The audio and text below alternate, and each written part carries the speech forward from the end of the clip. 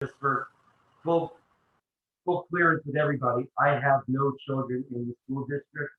I have never had a child in the school district. I'm doing this because I want to see the school district get better. I come from New Jersey, where we tax to the hilt to maintain quality schools, and I don't think that's the answer either. So we're trying to come to an amenable solution for a very difficult challenge. Lastly, Mark, and I'm going to go over my 5 minutes, but government. Oh, there, can you still hear me? Yeah. Yes. Government in Catholic County is extremely different, and it took me a while on this committee to get comfortable. I'm not a big fan of government accounting. I wish they would get rid of Catholic requirements, unfunded mandates. Some of the government accounting rules make them look like $1,000 hammer, but that's the got stuck putting the computers into the kids' hands and those unfunded mandates. Child decides they don't like the computer anymore, smash it to the ground. Guess what? The district is now responsible for buying them a new computer. So there's a lot of we're out for I think your thoughts are great. You set up everybody on the committee. Thanks, Paul. Can you all hear me? Yeah, there was some problem there, but now we can hear. Yeah, my computer died really fast. I think that was probably I was trying to Barbara. plug it in and it just went. I'm sorry about that. And Paul, I know you were talking and I'm sorry, we missed it here in the room. I would like to, if we could switch over to Kathy. I believe that Kathy needs to do her piece of the, Kathy, I'm sorry, Mr. Dupree Bruno, I apologize for that. She is our attorney, so, and let me make sure you're still co-host. Can Kathy also go over the policy so they understand what their role is in the policy? Say it again? The policy. They were not sure what their role is, but it's in the policy. Okay. So Kelly,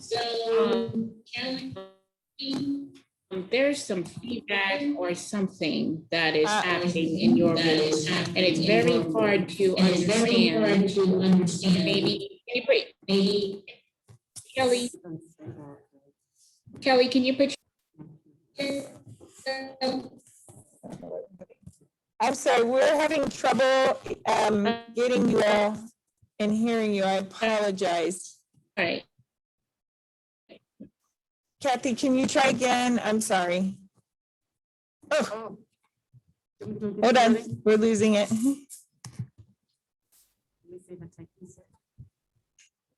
So Debbie, while Kelly is trying to fix her computer, what was it that you wanted me to talk about what their Hey, role Kelly, is? can you put yourself on mute because that's what they're hearing? Yes. So they wanted to know what their role was for this particular committee, the Finance Advisory? Okay, we have a lot of new members. Yes. Okay, very good. I will do that. All right, Kelly, can I go ahead and start? Yes? Okay. So good evening, everybody. My name is Kathy Dupree Bruno, and I am the school board attorney and the general counsel. And I'm going to go ahead and share my screen. I know that we have some new members to this group. I also know that we have some veterans to this group. So bear with me if you, oh boy, let me see. Bear with me if you have a advanced question or need some, additional information than what is provided, which is basically the basics, please ask me the question because I want to make sure that I provide the information that everybody needs, okay? So the first thing, and I think this goes along with what our chair was talking about, is what exactly are these advisory committees for and what is your purpose? So the first thing is that board policy 1.19 is the policy that talks about community engagement. And in essence, what the board is trying to do is to get feedback from the different advisory committees, and they're all kind of set up by topic, to help them with governing, to help them with oversight, help them with the operation, control, and supervision of the district.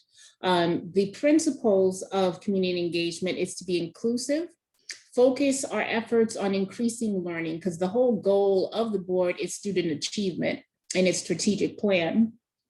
Try to build consensus around those efforts from all members and all stakeholders, and to really improve our two-way communication between all parties, our administration, our board, and our stakeholders, our parents, and our students, and our community. So they have developed these board advisory committees. Board Policy 1.20 is the actual policy that creates the board advisory committees. And those committees are members of the community. Sometimes we have students. And the purpose is to provide input, provide advice, provide support on different topics that may come before the board, to advise the superintendent, come up with some innovative ideas and suggestions to help the board basically manage, control, supervise, and operate the district. And especially in this committee, which is the Finance Advisory Committee, it's really important that if you have any type of personal benefit or any type of stake in the game, if you will, that you abstain from voting on anything that can personally affect you or personally affect a family member or anything like that. We want to make sure that there is no benefit to you from a personal level. That's your fiduciary responsibility.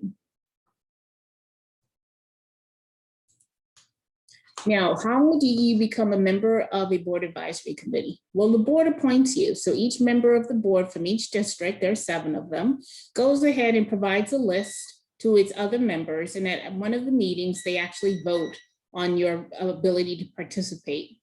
There is a time commitment to these committees. We do ask that if you miss, that you attend as many meetings as you possibly can, but if you miss 3 meetings of the committee within 1 year, you will be removed from the membership. And the term of your service is for 2 years.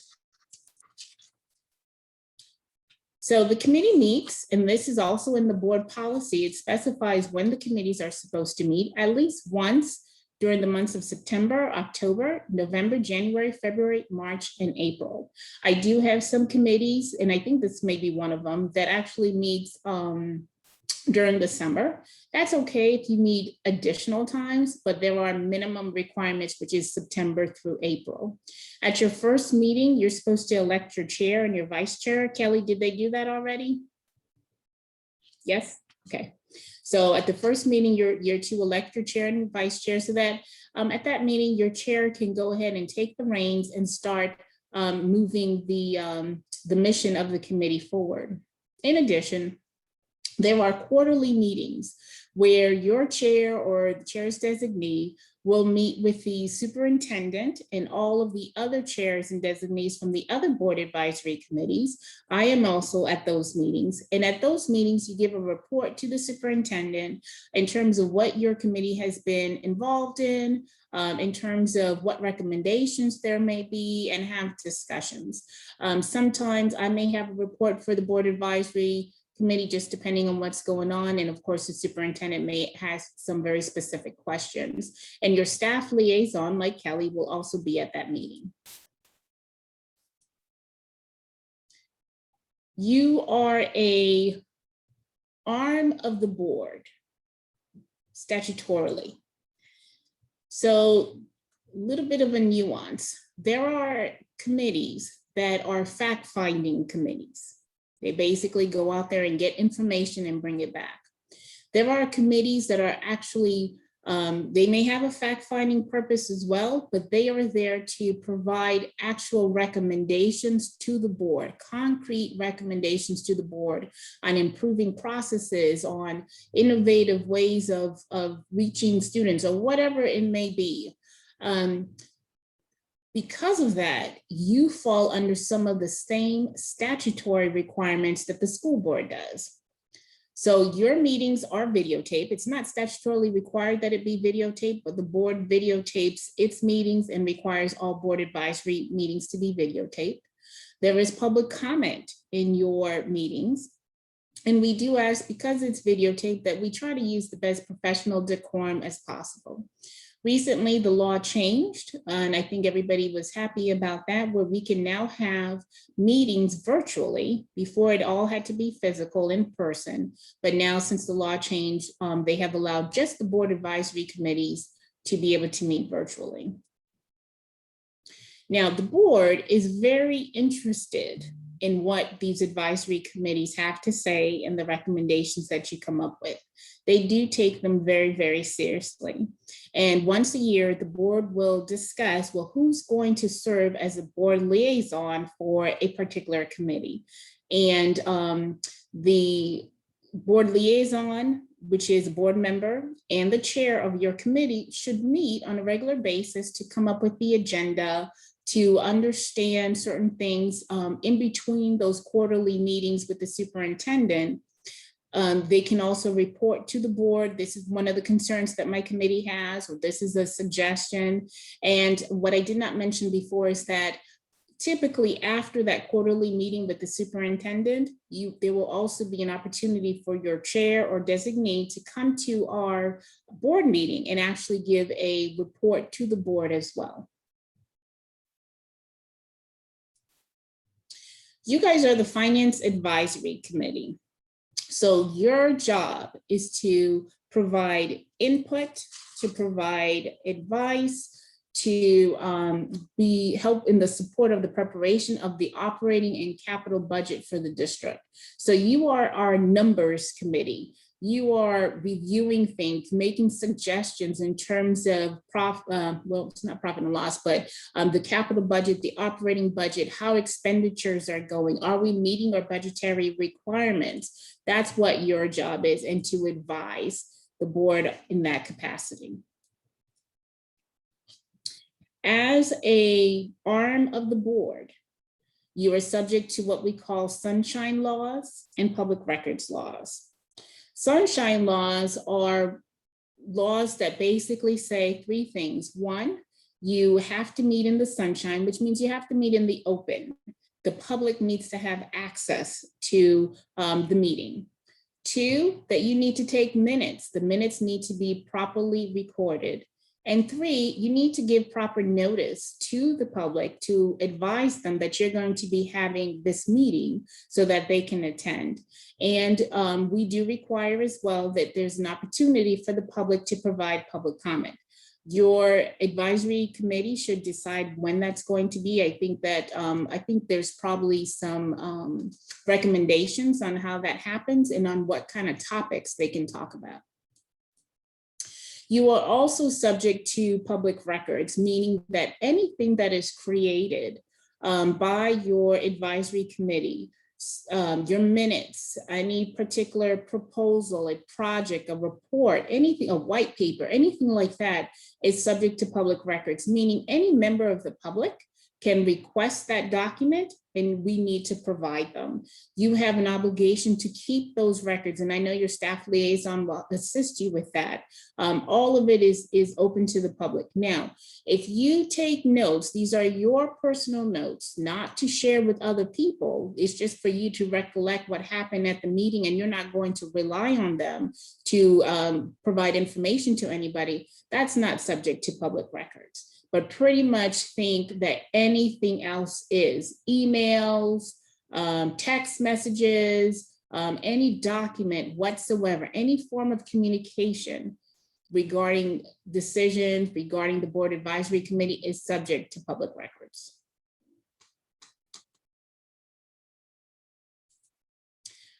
The board requires you to utilize what we call Robert's Rules of Order to effectuate and conduct your business.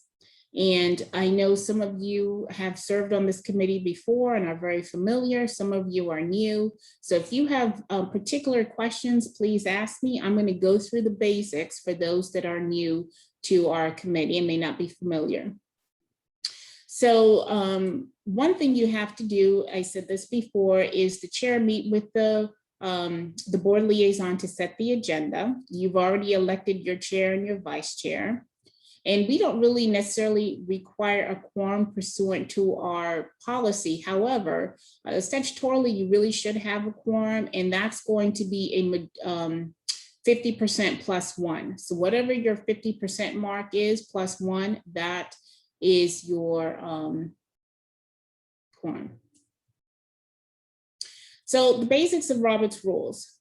It's really there to help you with your meeting to make sure that you can conduct your business as efficiently as possible. You have equal rights and privileges in terms of your members. The majority wins, the majority vote decides. Once that vote is done, pretty much everybody should respect it.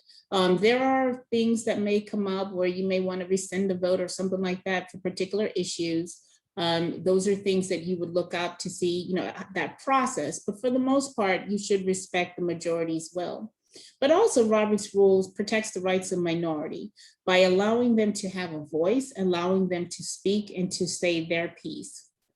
Anytime you have a proposal, you really need to have and allow everyone to have a free discussion on whatever that proposal is. It should not be dominated by one person. Every member has the right to speak, and every member has the right to know exactly what am I voting on. So how do you proceed with Robert's rules? Well, the main thing is to have motions, right? You have an agenda. One of the agenda items could be that we're going to buy some playground equipment, and we want to make sure that Kelly adds that for Cypress Lake High School, that they're going to get a new, well, that's a high school, so they'll get a new basketball court or something like that. Well, how do we bring that to the committee? So the person who wants to bring it will just kind of get the chair's attention, either by raising their hand or calling the chair, and the chair will make sure that the chair recognizes you. Mr. Cohen, do you have a motion? Yes, I do. I have a motion. I'd like to move that we purchase a new basketball hoop for Cypress Lake High School. And here's that. I move that we purchase. Now, here's one thing that I caution my board, and I will caution you. Please don't say so moved. Please try to make sure that you state your motion clearly so that everybody understands what is on the table. What specifically are we going to discuss? What are we going to vote on? So if you're going to move for a basketball hoop, I move that we purchase a basketball hoop for Cypress Lake High School. Now, the motion requires a second. If there is not a second, then the motion dies. There's just not enough support. You just need one more person to support your motion for it to kind of stay alive and go to the next phase.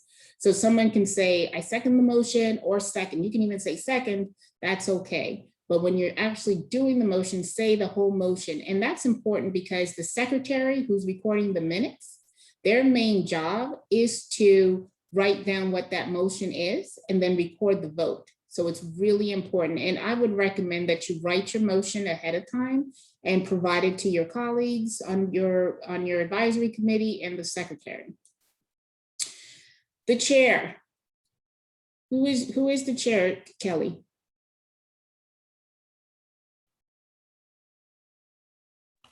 Daryl is. Daryl Teblam, Okay. yes. All right, so Mr. Chairman, it's very important for you to restate the motion, because one of your biggest responsibilities as you're conducting your meeting is to ensure that your members understand what that motion is. What are you guys discussing and what are you guys going to vote on? In addition, you want to make sure that the rules have been followed. So if somebody's asking for a playground, a basketball hoop, I move that we purchase a basketball hoop. Second, okay, Mr. Chairman, well, it has been moved by Mr. Cohen that we purchase a basketball hoop, and it has been seconded by Mr. Boyd. Are we ready now for the discussion? And that's the crux of Robert's rules right there, is the discussion. At that point, you have what we call a motion on the table or on the floor. It's really on the floor. And you will go around to each member and ask them, well, what's your thought on it? And each member may have something to say. Some people may not have anything to say. It's a good idea to start with the person, and you really should, pursuant to Robert's rules, start with the person who made the motion. So Mr. Cohen will go ahead and say, you know, I think that we need to have this basketball court because Cypress Lakes Court now is not doing well. It's age, it's 20 years old or what have you. And then the chair should try to get the opposing view and kind of go back and forth between the pros and the cons and pros and cons, if you are able to do that. If you're not able to do that, then you would pretty much do the best that you can, that all views, remember, you want to make sure that the minority view is also respected and heard. You want to make sure that all views are heard. And when you're doing the discussion, you know, sometimes when we're in conversation with people, we may, you know, we're talking about a basketball court now, and then somebody will say, you know what, I kind of noticed that the soccer field needs some work too. And then you guys get on a tangent, you start talking about the soccer field. You want to avoid that. You want to stick to the actual motion, and the discussion should be germane to the motion that's on the floor. And that's one of the things that Robert's rules really helps you with, is to try to control that meeting so it doesn't derail to something completely off the walls. And make sure that prior to you speaking or making your motion or anything like that, that you really try to that you get the chair's permission. You want to make sure that you're acknowledged by the chair. That is another component of Robert's rules, to make sure that the business is conducted in an orderly fashion. So there are some rules to limit the members' rights, such as close the debate or discussion. Just a general rule of thumb, anytime that you're trying to shut a right down, anytime that you're trying to take away somebody's right, it usually requires a 2/3 vote, okay? So there is a way to close a discussion by 2/3 vote. The default, and this is a default in Robert's rules, is that every member can speak twice for 10 minutes.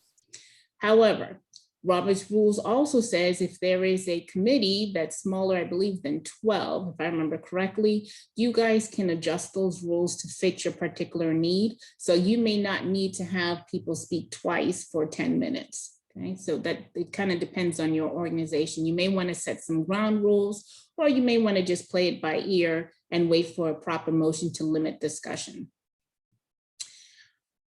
I tried to instill this in our board. Listen and be respectful at all times. Respect each other's time. Stick to the subject. Don't go off on tangents. Don't bring the personalities into the discussion. And one of the best ways to do that is to speak through the chair. Try, if it gets too hot and heated, don't talk to each other. If it gets too hot and heated, go through your chair and say, Mr. Chairman, or through the chair, so that you're not having that direct conflictual discussion with the other person. And try to be as formal. Another thing that's very, very helpful, especially if things are contentious, is to be as formal as possible. Now, you think the discussion is getting way too long. We have spent 45 minutes talking about this basketball court, and then somebody brought in the soccer field. You talked about that for 20 minutes, and somebody got you back onto the basketball courts. And, at this point, you just think we've had enough. It's time for us to just go ahead and limit these discussions. I can't take too much more talking or discussion. Mr. Chairman, I'd like to limit discussion to 2 minutes per speaker, please. And it requires, again, you're limiting, so it requires a 2/3 vote. You think that the discussion is still too long and you need to actually stop it and vote. At this point, you've just had enough. Mr. Chairman, I move the previous question. And that's the very formal way of saying I call for the vote. The previous question refers to the motion that's on the table. So by saying, Mr. Chairman, I move for the previous question, I'm calling for a vote on the motion. And sometimes you can just say call for the vote. And again, you're limiting somebody's rights, so it requires a 2/3 vote. The chairman, if he's being very formal, will say, are you ready for the question? And sometimes if people are being very formal, they'll say question, and then you vote. That's kind of the way that it's been done in very, very formal circumstances per Robert's rules. But the question is on the adoption of the motion, and let's go ahead and vote. Or you can say, the chairman doesn't even need to say anything but, okay, is everybody ready to vote? Let's go ahead and vote now, okay? Any questions thus far? Okay. The chair, Mr. Chairman, it is your responsibility not only to make sure that your members know what they're voting on, not only to control the discussion and make sure that the rules are followed, not only to actually conduct the vote, but it is also your responsibility to advise the body what the vote is. What is the result of the vote? Okay, so I have 15 yeas and 5 noes. The motion carries. The motion passes by 15-5. Or I have 15 noes and 5 yeas. Well, then the motion fails.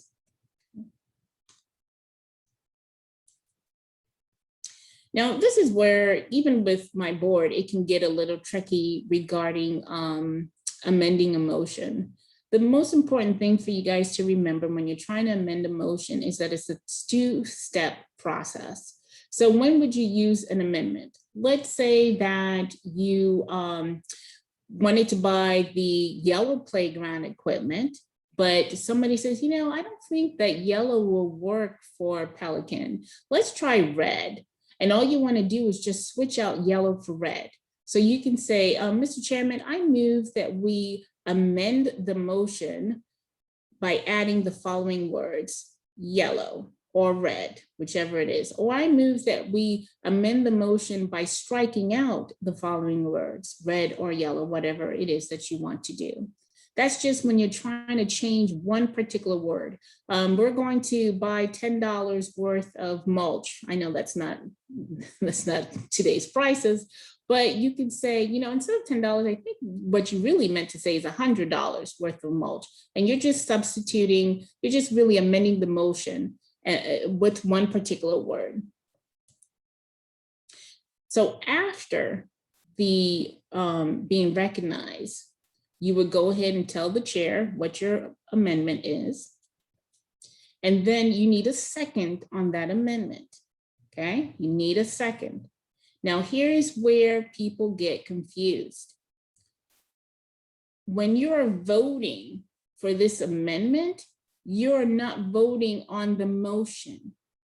All you are voting on is the amendment itself. So you're voting to switch out red for yellow. That's your first vote. Does everybody agree to switch out red for yellow? And you take a vote on that. Then the second step is to now vote on the new motion with the substituted or amended words, red or yellow, whatever it is. Okay, so it's a 2-step process. You vote on the amendment first, then you vote on the motion as amended. Let's say that you want to change a larger section of the motion. You want to actually probably just change the entire motion. Well, you want to substitute the motion. I don't think we need those playground equipment that you guys have been talking about. I think we need the books instead.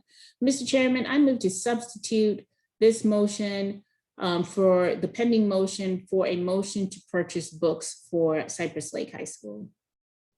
That's when you're changing more than just 1 or 2 words. You want the membership to have more time to think about this question. You're feeling rushed. You think there needs to be more discussion. You need more information. Madam Chairman or Mr. Chairman, I move to postpone the question until our next meeting.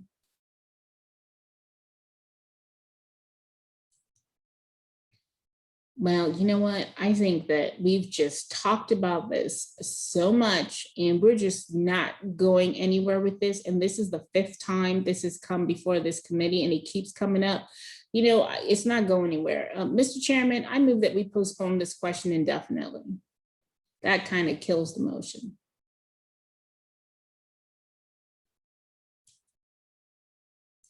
You know, after I have heard the discussion of my colleagues on this advisory committee, Mr. Novitsky's really sounded pretty good. He convinced me. I don't think this is the right thing for us to do. I'm going to change my mind on my motion. Mr. Chairman, I ask permission to withdraw my motion. You can just withdraw your motion.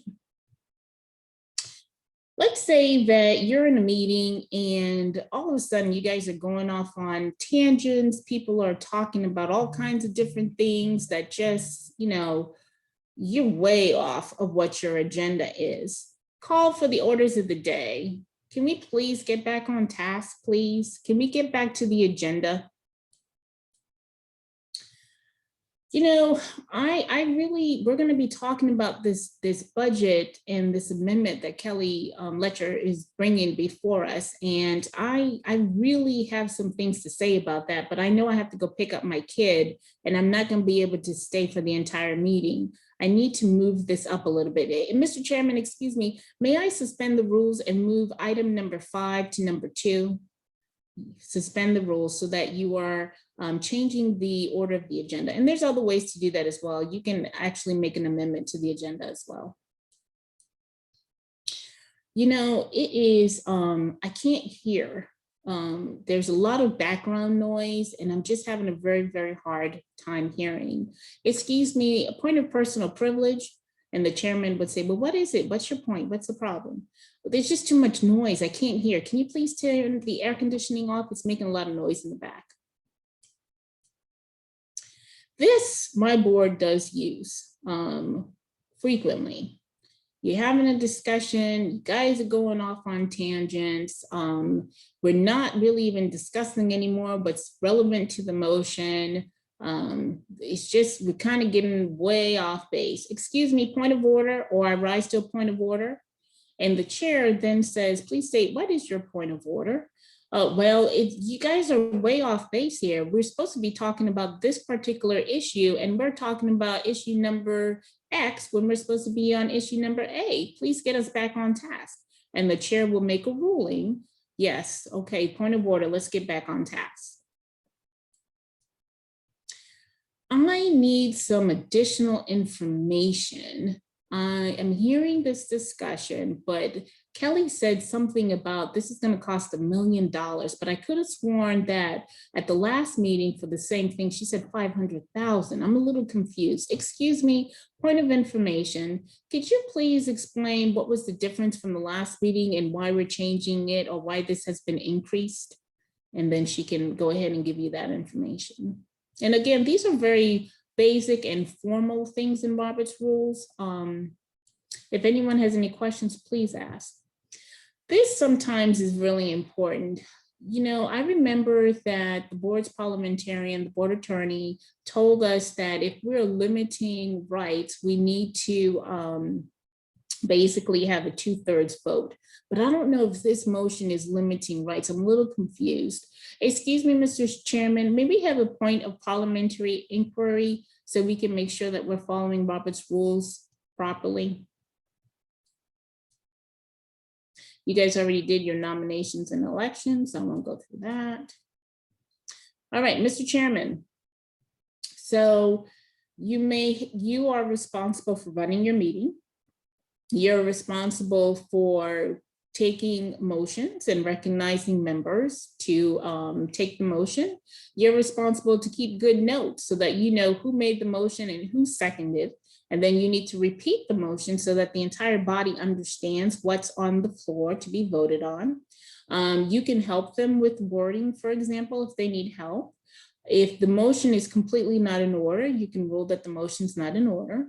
You bring the motion to the body for discussion. So it's been moved by Mr. Bodnar and seconded by Ada Clement that we do this. At this point, I'm going to bring it and open it up for discussion. Then once the discussion is over, then you process the vote. And then, of course, your responsibility is to say the motion passes by 15-5 or the motion fails by 5-15, whatever it is. And your secretary needs to make sure that these things are recorded. Those are the minutes that are required by statute that you keep in the board policy.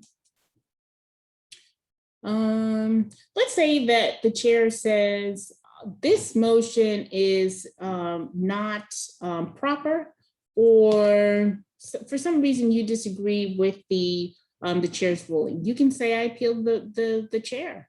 I appeal the chair. It does need a second. And then you can basically explain why you are appealing the chair's decision. And then there's another part, and this should be reflected on your agenda, or it's really just part at the end of your meeting. It's called good of the order. And this is an opportunity for your members to offer their comments or their observations. This is also an opportunity if there's something that somebody said or something that happened that you want to bring to your body, to your committee, you're able to do it at that point. All right. Are there any questions? Yes. Mr. Novitsky. Do we have to fill out a financial disclosure form? No. Okay. So the next question is, so we have a decision 10-5 that we recommend something. Is there a possibility or ability of the dissenting voters to send forward to the board why they dissented? Kind of like a Supreme Court has the majority and a minority opinion? Yeah, so the board policy does not specifically discuss that, but I don't see any reason why if your committee decides to give both views on a particular recommendation, why you can't do that. I know that one thing that the policy does require is when you are making a recommendation to the board, that you advise the board how many people were present at that meeting to formulate that recommendation. But if you have opposing views and you direct your chair or designee, or even if the board liaison is going to talk for you, that you advise and say, there's two positions here and the majority feels this way, but the minority feels this way, and we want the board to know all views. All right, thank you. Any other questions? Okay. All right then. So it was great seeing you, Kelly. I do have one question. This is Kelsey Thriller. So in terms of the agenda being set, that's done as a result of a discussion between yourself and the board liaison. Okay, and us. So the end of the meeting, the good of the order is when we provide input as to what we believe is important for you to have that discussion with the board liaison. Just want to clarify my understanding. We have a discussion, we make the decision, the board liaison does not. Oh, okay. It is our decision, what is on the agenda, just decide what is. And the board liaison is in the meeting while the discussions are going on anyway, so they hear all sides of it, so. Okay. We'll give input if they want to. Miss Jordan had to step away, but yeah, normally. So much. for Mhm. the presentation. Thank you, Kathy. Any other questions? Are you going to talk about the sunshine laws? So for your purposes, in terms of the committee, the three things that really have to be done for sunshine is one, all right, so there's a couple of things. I can go a little bit deeper with the sunshine. As an advisory committee, you should not have conversations with each other unless it is in the sunshine. So what that means is if there is two or more and you're discussing something that is going to come before your committee or a recommendation that's coming before the board, you have to do it in what we call the sunshine, which is basically in an open meeting.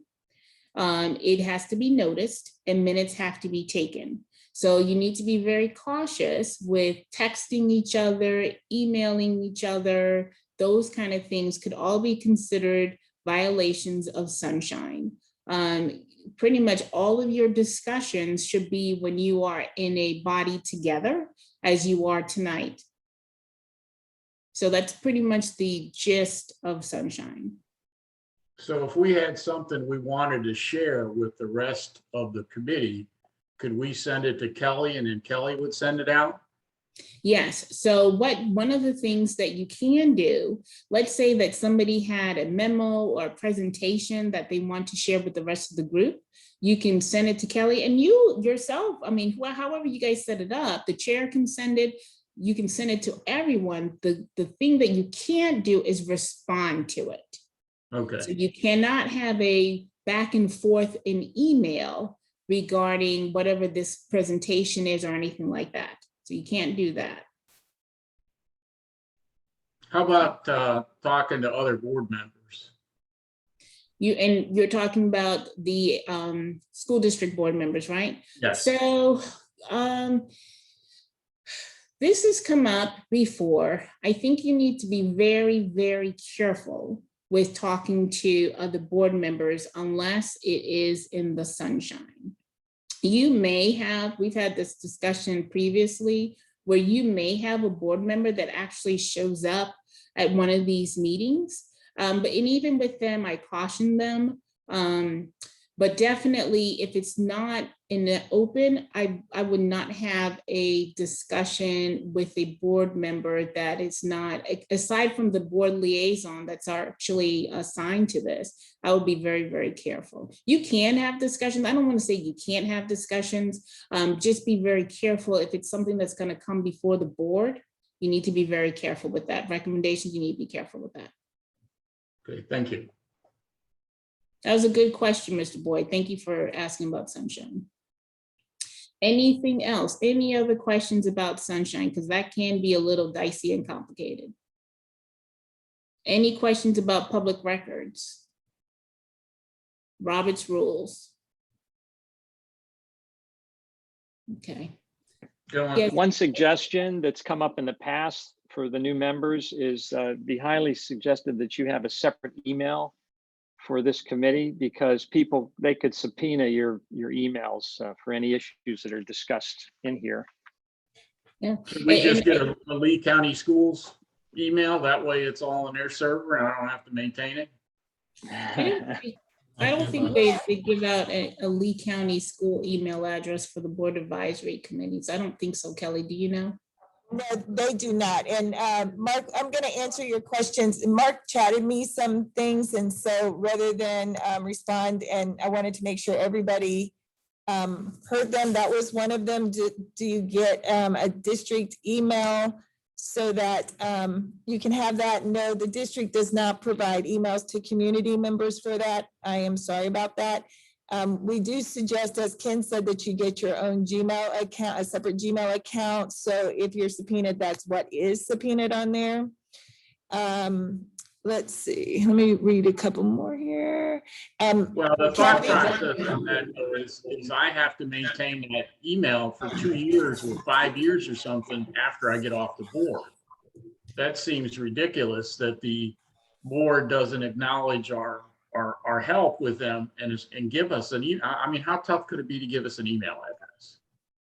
I wish our board members on the call still. That's something we can definitely bring back to the board. One thing to know that on the fire rescue board, my CDD, all those, we have those emails. So if there's an issue with that, I have 5 now. Now you're asking me to get a 6th, and that seems like you'd think the school would care enough, excuse me, to do that, but okay, thanks. So that's something we can bring up to the board. Now, there is one thing: if Kelly is CC'd on these emails, then Kelly's emails are being captured by the server. So they are being retained that way. Okay. Yes. I think I saw somebody else's hand up. No? Kathy, Okay. could you send the slides that you presented to me so that I can send it to our members? Yes, yes. And then one other thing I almost forgot to mention to you, couple things, the chat feature. I know that I put in there in the chat that I can't hear and something like that. Please avoid using the chat feature. And the reason is because of Sunshine. Remember that this has to be open to the public. And I know you guys are doing a hybrid Zoom. I don't know if the individuals that are in the room can actually see the chat or not see the chat, but it's recommended that we not use the chat feature because you want to make sure that the public can actually hear everything that is being discussed and see everything that is being discussed, okay? Thank you. And the members can in the room because I have it up on the screen so I can see it. But so thank you for that. And I think that was the only things that had to fall within your area for the questions. So Kelly, the other thing is about voting. Are you doing roll call votes? We're having everyone raise their hands so we can physically see a hand raised. Okay, all right, good. All right, that's it. Those are the two things with this Zoom that I wanted to make sure is the chat feature and obviously the public has to be able to see everything and hear everything. So if you're raising your hands, they can see that or do a roll call vote. Okay, all right, everyone. Have a great evening. Bye-bye. If you have any other questions, reach out and I'll be more than happy to assist. Thank you. So just so we know, the other questions that came up is who's responsible for taking meeting minutes, and Barb, that's why Barb is here. She's besides helping me immensely with setting everything up, Barb takes the minutes for us. Let's see, the ID card for to attend. Okay, the question was, do we get ID cards where we can go into a school to check out or understand an issue, option, or opportunity? No. You do not, as a member of the committee, have that ability to just walk into a school with an ID card. You, as a group, if we wanted to, as a group, attend a school together as one of our meetings to have some discussions about something particular. I think we did it once. I forget what I think we were looking at one of the programs at the school or something, and we had one of our meetings there. But as an individual, you have no ability to go and visit a school on behalf of the committee. If you need information, that's why I'm here. You come to me for the information and I can provide it to you. Again, it has to be a group thing. It can't be a single member request. The group has to want the request. So if you have a request, you'll need to bring it out and the whole group would have to vote because it is staff time at the, we do that. And I believe that was the only questions that came up in the chat. I will turn it back over to Daryl. In the past, we did have rules that we had set up for the public speaking rules. We had 3 minutes for any individual that showed up from the public to speak. And it was always unclear whether they were able to just talk about what was on the agenda or if they had something on their mind. And we had somebody, an insurance agent, show up once to dispute benefits. And that was one of the reasons why we had voted on those rules. Does anybody have a problem with continuing with those as the rules? If they do, please speak now. If not, I was wondering if we have a motion to accept those rules to continue for this upcoming year. That's okay. Do I have a motion? Second. Okay, we have a motion from John and a second from Elena. I always forget. All in favor, raise your hand, please.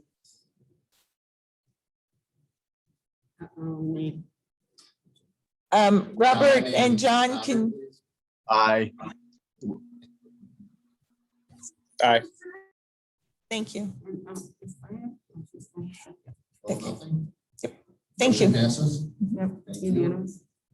We do have to set up for the next meeting, but I did want to make a request, just due to what happened last year. Can we please get dates for the summertime? Because this committee has always had meetings during the summer. We don't want to risk that happen again. Can you bring them next meeting if possible? We can bring them next meeting to vote on, yes. Okay, yes. Yep. Thank you. I just wanted to get that out of the way ahead of time, because that was very frustrating last year. Mm-hmm.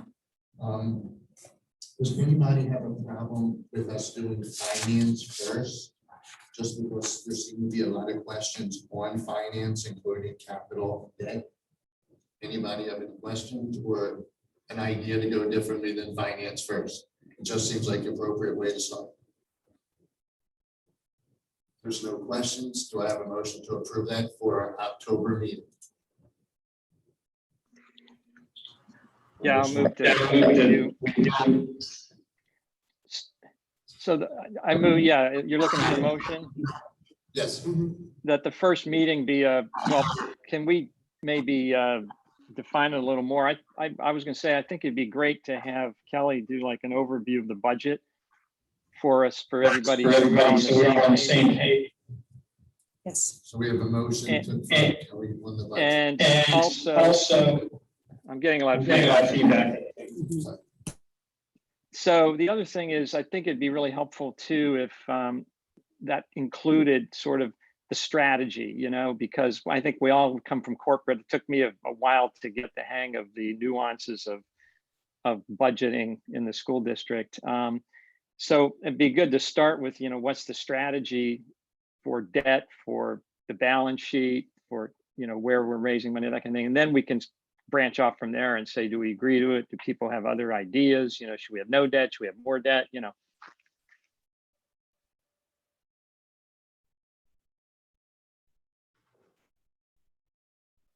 I yield the floor. Including debt strategy, balance sheet. Do I have a second? We have a second with John. Any discussion?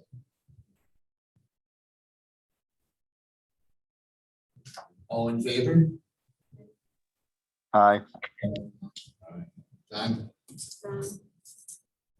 Aye.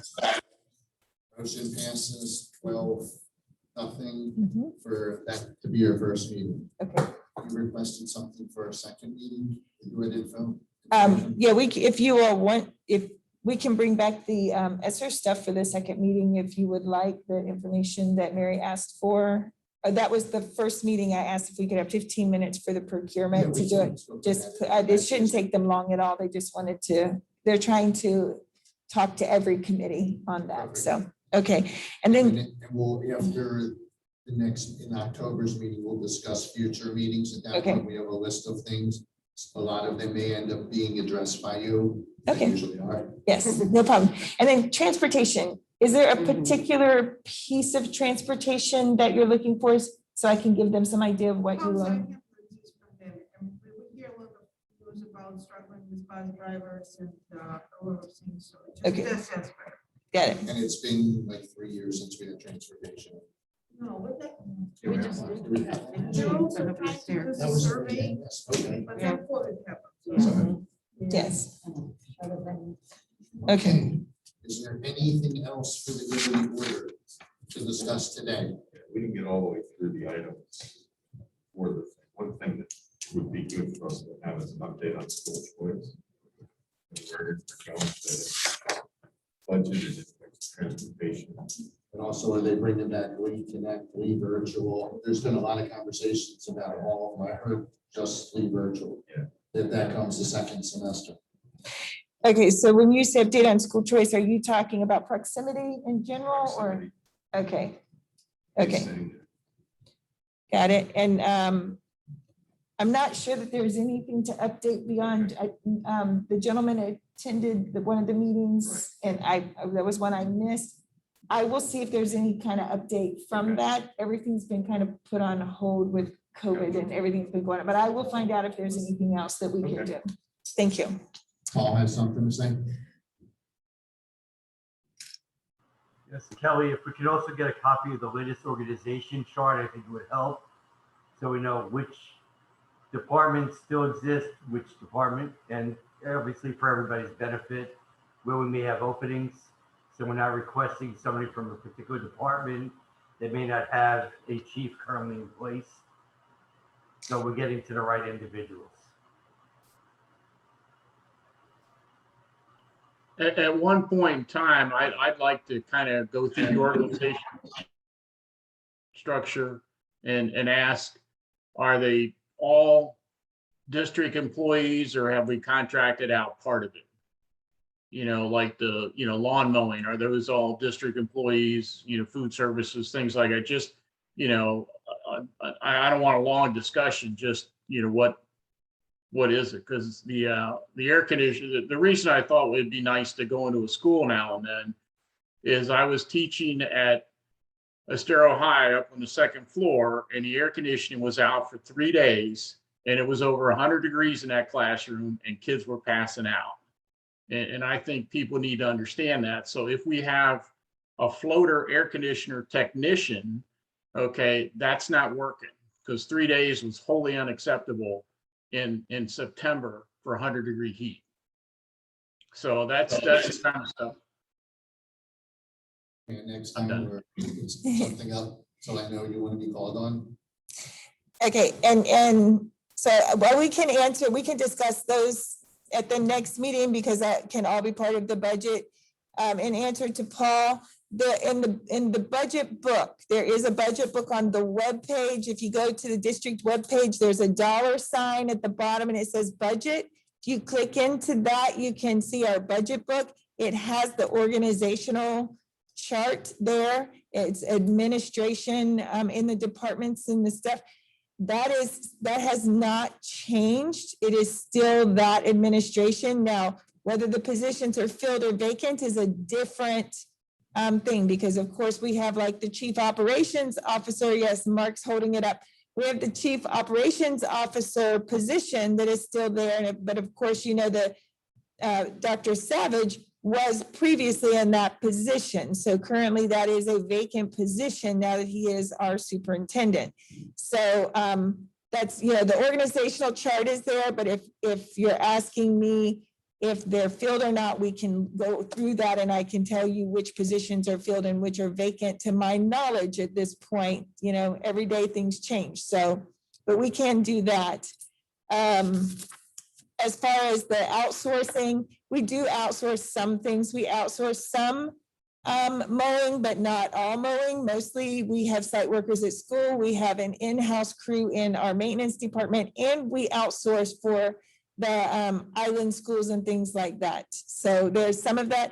We do have our own HVAC stuff, but we also outsource some of that as well. But we can get into those details as well.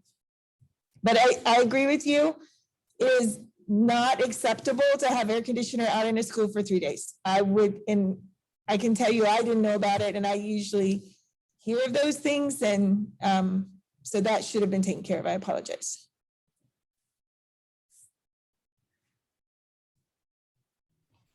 Thanks. Anybody want to add anything for the good of the order before we adjourn this meeting?